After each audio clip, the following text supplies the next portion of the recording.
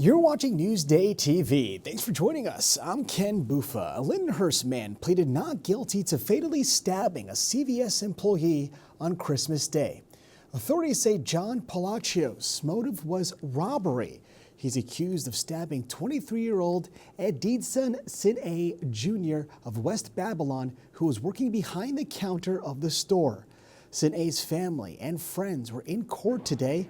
Prosecutors say the 43-year-old suspect has a violent criminal record and has served more than 8 years in prison. And a former doctor from Manhasset was sentenced to 6 years probation for sexually abusing patients. 73-year-old Amir Sidafalwala pleaded guilty to abusing patients while working at Modern MD Urgent Care Woodhaven and City MD in Bayside, Queens. The sentence also requires the former doctor to be registered as a sex offender. And a woman from Melville is facing upgraded charges for a car accident that killed a man on a scooter. Today, 25-year-old Jennifer Kirkpatrick pleaded not guilty to vehicular manslaughter and aggravated DWI. Originally, she was just facing a misdemeanor. Prosecutors say Kirkpatrick's blood alcohol content was twice the legal limit when she drove into 28-year-old Joseph Melendez of Wyandanch back in October. And some snacks made by a Port Washington company are being recalled because they may contain milk, even though it's not listed on the packaging. Now, these are the 5 snacks included in the recall. They have the August 29th expiration dates.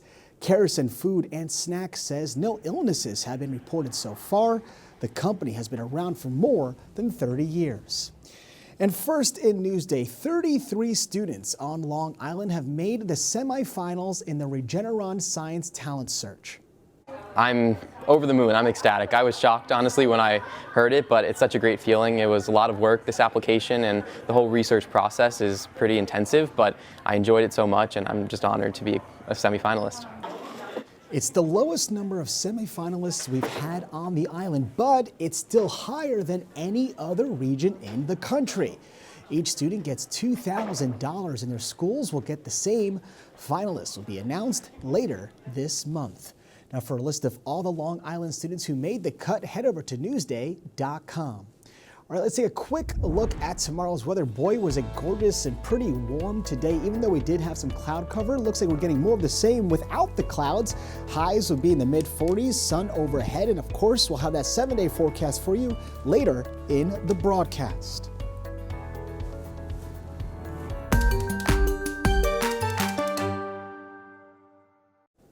Only in Newsday, Long Islanders are reacting to a federal funding freeze that could impact childcare for lots of families.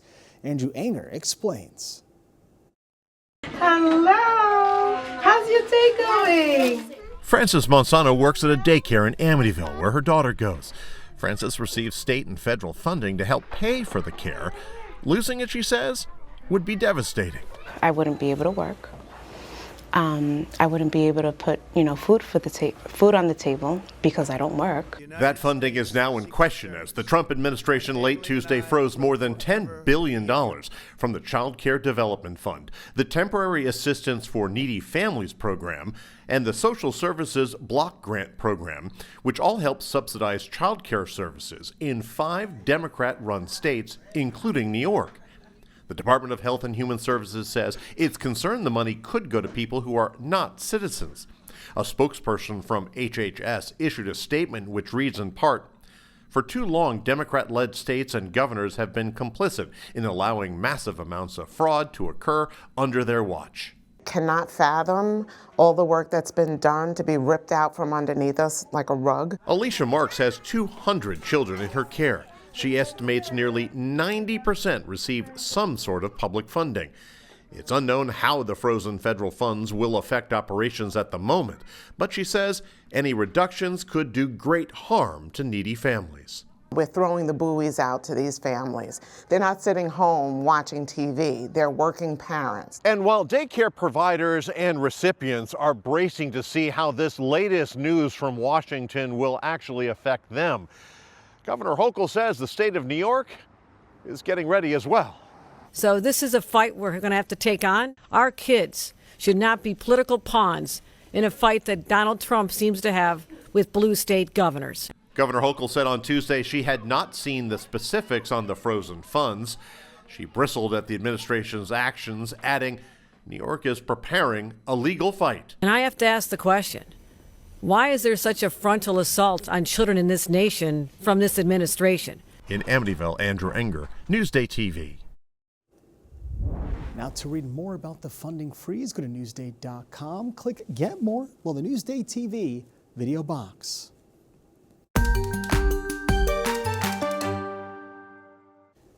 Only in Newsday, we continue our series focusing on how Long Islanders are helping each other. Videographer Chris Ware shows us volunteers of Long Island.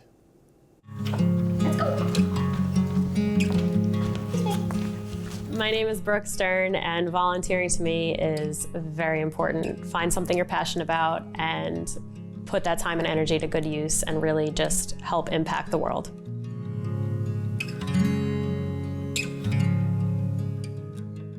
I volunteer with the Guide Dog Foundation and America's Vetdogs, and it's important to me because you're inevitably giving somebody a stronger sense of independence. There are a lot of individuals who are looking for our dogs, whether they're blind, they have low vision, PTSD, they're a first responder, veteran. There's a lot of steps that go into creating that working dog or assistance dog. The puppy starts with me and then goes in for training. And then after that, they find their perfect match. The dogs that I help to raise end up changing people's lives for the better. My favorite thing and most rewarding thing is to see is that final match made. Like the dog find its place in the world and the person just kind of take a sigh of relief that knowing that they have their new best friend. We've had a dog in my house ever since I can remember. My mom was a puppy raiser starting when I was 3 years old. So I grew up with it, and then the day that I turned 18, I actually remember on my birthday filling out my application to do it all on my own. I'm on puppy number 14 right now, so I always say that it's the best addiction that I could have. I'm my happiest self when I have a dog. Volunteering to me is very important. Finding a way to give back to your community it makes you a stronger person, it makes you a better person, it makes you open your eyes and see the world a little differently.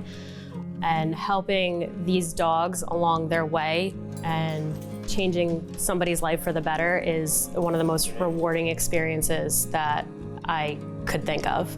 It's a very special thing. Now to see more exclusive content just like this, go to Newsday.com, click Get More, below the Newsday TV video box.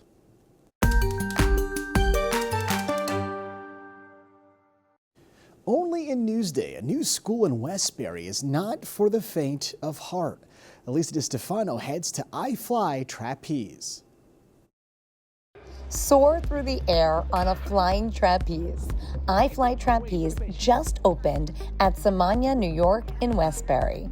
iFly Trapeze is a recreational flying trapeze and circus art school that my brother and I started in 2006 here on Long Island. This is iFly's first and only indoor destination. To find a building with clear spans tall enough so that you can actually stand the trapeze up to allow you to do flying trapeze. So that's, although we've looked for many years, it's been very hard to find. Sign up for classes or take a lesson.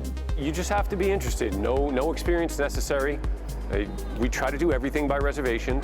Most of our schedule is made up of open 90-minute sessions, ages 4 to 104, we like to say. I've done this before, but it was a long time ago and I was a lot more limber. So why don't I put a safety belt on? Please Nice and make sure. snug. All right, now All right. it's time to climb the ladder. All right, come on right over here. Did I mention I'm afraid of heights? If you're not a frequent flyer, their expert instructors will guide you through step by step off and swing by swing.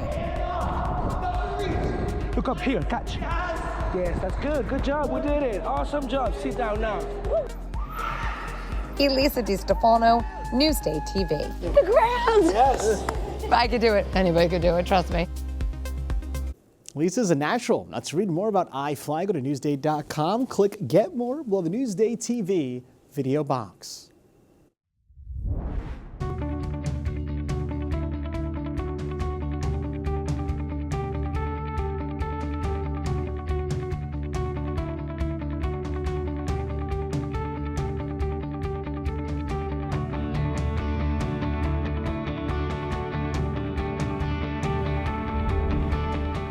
let's take a look at your 7-day forecast to see how the weekend is shaping up. Now, yesterday it said rain for Friday and Saturday, and now we are getting it looks like on Sunday too.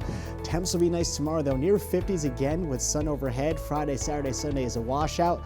And then next week we look dry, and check it out, 47 on Wednesday.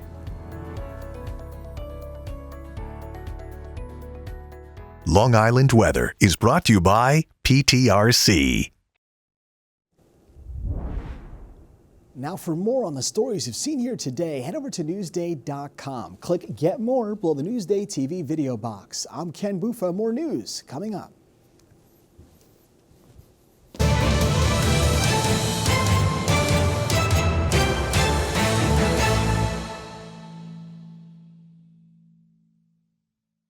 There's more to Long Island than you know when you picture this. Join Macy Eglin for a journey through some of the major moments in Long Island's past through the lens of the Newsday archives. Picture This, available now at Newsday.com/picture this.